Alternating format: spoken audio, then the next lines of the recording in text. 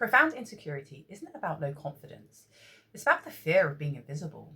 It's the fear that you could disappear and it wouldn't matter.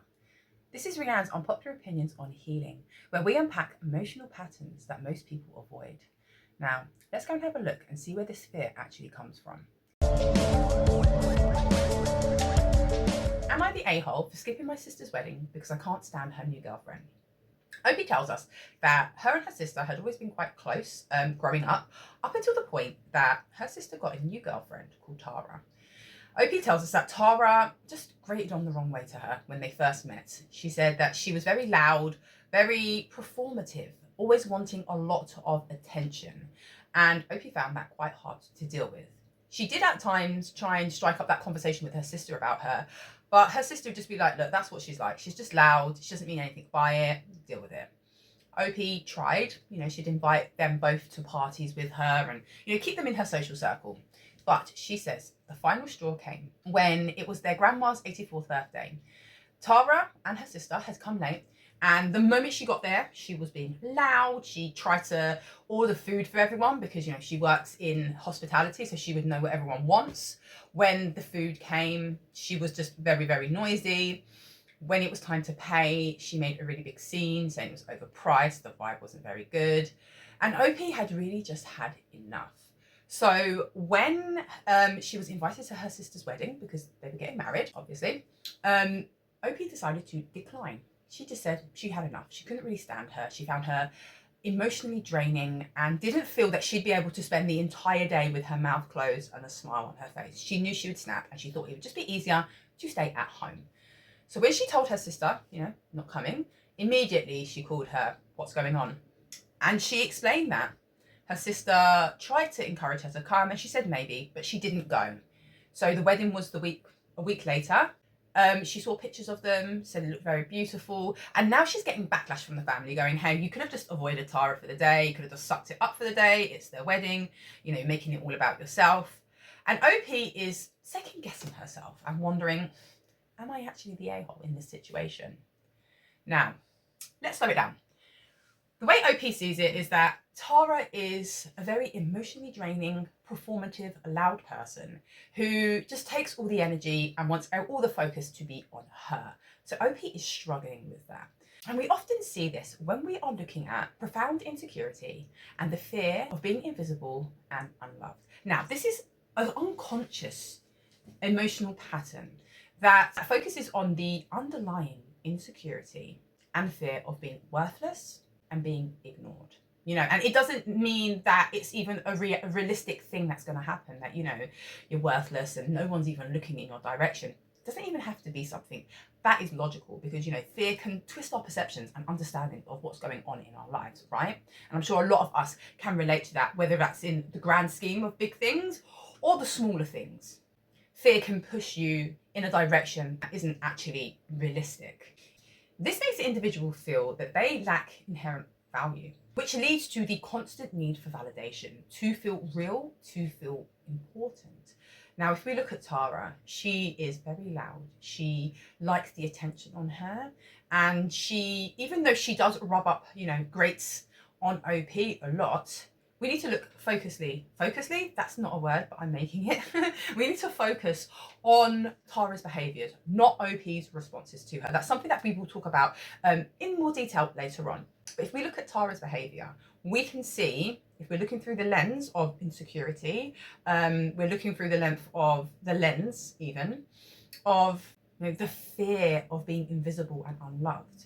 We can now look at her behaviour from a different angle. We can see it, where it's coming from and why it's there. This doesn't justify behaviours where people are being overbearing, when people are being emotionally draining, but when we have some understanding into it, we can look at it from a different angle. And maybe we can even relate, because remember, we don't have to identify every single element of a pattern for it to be something that resonates with us or something that we are experiencing in our lives right now, or what we have experienced. Now, what we also see when we are looking at profound insecurity and the fear of being invisible and unloved is a fragile ego and perfectionism. So making something always about you stems from the need to be perfect, perfectionism. It's a defense mechanism designed to hide flaws and direct attention away from any mistakes that you might make or you perceive that you make. Because remember, perfectionism is that idea that there is a right way that something has to be done. And even if other people don't see it, it's something that you're internalizing. So if you feel that you've made a mistake of it, being big and loud kind of deflects from those insecurities and those, mistakes and flaws, which doesn't necessarily mean it actually is. Now, this leads to a tendency of taking things quite personally and redirecting conversation to a safe topic, yourself. Me, I'll talk about me, because that's something that you cannot get wrong. You can talk about you, your experiences, your life, because you're not going to get anything wrong. And that way you can polish it and make it, make it how you want the world to see you. We also see victim mentality, where the individual will see themselves as a victim in any scenario, which ensures a focus on their struggles, so they get the attention that they want, they need, they crave.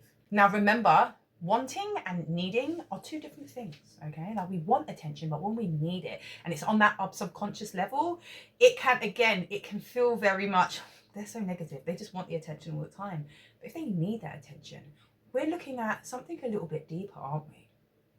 Now, we also see a lack of emotional regulation, which is closely linked to the inability to manage negative emotions. Rather than processing internal pain, the person externalizes it, making others responsible for their feelings of validation. Okay, so then there's that need. They have to tell other people about it because that person's response validates how they feel on the inside. As with many other emotional patterns, profound insecurity is deemed a survival mechanism, which is learned being able to cope.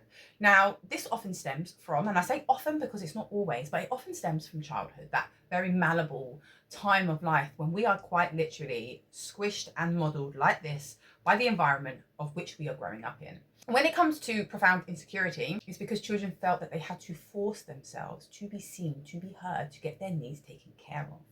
And this can happen for a number of reasons, mainly because there is some form of neglect in that upbringing. We can often see this when children are growing up with parents or leading adults that are alcoholics, emotionally vacant, parents who just generally have no time for their kids, which is very often seen in large families, or just busy working parents.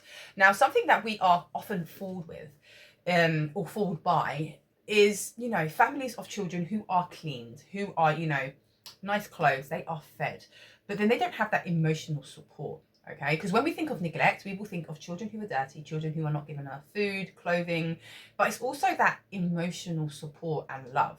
Now, yes, it is that as well. And some of us may have experienced that type of childhood where we weren't given any of that care. And I think it's quite important for us to see both lenses, okay? Because very often you could be going to school, as I said, and you can be looking smart and, well fed, etc. But when you come home, your parents ain't got no time for you. You've got, there's lots of other people in the house. They're always busy, and you have to make yourself really visible, loud, performative to be able to get that love, to get that attention that you need to be nurtured. So that can also be a reason as to why people behave in the way they do when they are adults. Now, this creates a desire for acceptance, craving to be seen and loved, yet not knowing how to build organic mutual connections. If we look at OP, when she's saying, sorry, not OP, I'm so used to saying OP, but if we look at Tara, she goes into that restaurant and, she tries to order for everybody. She then, I'm the voice who's going to say how it's overpriced and the food wasn't very good and the vibe was terrible. She's not working and recognizing the need for those individual relationships. She is just putting herself out there going, look how important and valuable I am, because I'm going to stand up and say the food's too expensive, because that's what everyone's thinking, right? I'm going to try and order because I know better. And where that's coming from a space of her wanting to be accepted, wanting to be valued, everyone else is just like, this is too much. OP is just literally withdrawing from Tara, not because that she's a bad person, but because she's too much, and there isn't an angle to get in, and there isn't an angle here for her to get into her, because they're not, they're both on such different wavelengths, right? There's going to be people that you get along with amazingly, and there's going to be people that you don't. Cut your losses. It It is what it is. That's life, right? But when we're just holding on to them like this, it's harboring them. It's holding on to them. And then that's what makes people go, they're too much. They're too loud. Because we want to make sure we're trying to make as many kind of accomplices, as many friends, as many people to kind of fill up, you know, put that hole, fill it up like that. And therefore I'm validated and I won't feel lonely and I won't feel worried that people are going to reject me. That brings us into the loop. Now, with every emotional pattern, there is a loop that keeps us in the space that we don't want to be. Yeah, keeps that pattern going round and round like that. So today we're going to be looking at the loop of profound insecurity. Starts up here. The underlying insecurity or low self-esteem. Feelings of worthlessness or loneliness that triggers the need for validation. And that takes us down to here, where we see that attention-seeking behaviour, dramatic, emotional, extra behaviour that draws other people's focus onto us. Then we go here, you know, there's a temporary relief. You know, it's short-lived, but it's a dopamine hit of validation. We then go up here. Now we can see sensitization and anxiety because that was temporary, right? As that rush of attention falls, the original insecurity creeps back and often intensified because they have become, you know, dependent on external validation, which goes up here. Yeah, that's the end of our cycle, which is rejection, withdrawal. These behaviours can be exhausting for friends, families, partners, and people may distance themselves. Look at OP. That completes that circle because, you know, you've got to that point of other people rejecting you, taking a step back. So now you're going to feel, you know, that need again for validation because you're feeling lonely. And the cycle keeps going round and round.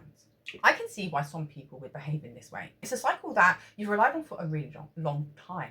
However, it's almost like you're not really shown who you genuinely are because the focus is always on getting other people's attention and what needs to be done to get to that goal. However, the real goal should actually be finding the space to reflect on who you authentically are. Who are you? Who are we when we are not performing to others? And this can relate to anybody, even if this isn't a emotional pattern that resonates with you. Who are we?